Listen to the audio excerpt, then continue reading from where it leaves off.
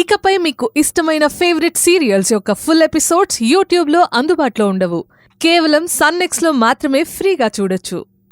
జాలి పడుతున్నాడంట, జాలి పడుతున్నాడు. జాలి పడితే జాలి పడమను, టన్నులు టన్నులుగా జాలి పడమను. ఆమె మీద జాలి పడతాడని మన మీద కోపడితే ఎలా? జాలి పడ్డం కాదు, అంతకు మించి ఇంకేదో ఉండుండాలి.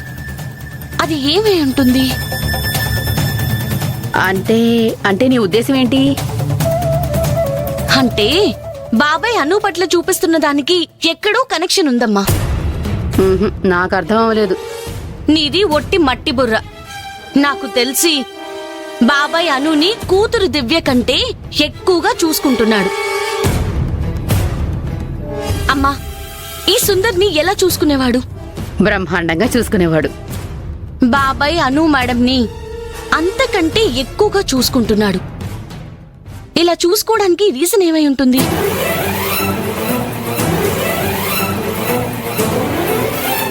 ఇలా ఎందుకు చూసుకుంటున్నాడో అది తెలియాలి. అరే, అను సర్వెంట్ గెటప్ లో ఉంటే బాబాయ్ చూడలేకపోతున్నాడంట. ఇక నుంచి నువ్వు పని మనిషిగా ఇంట్లో ఉండక్కర్లేదు, ఈ ఆస్తి మొత్తానికి వారసురాలిగా ఉండాలి అని చెప్తున్నాడమ్మా.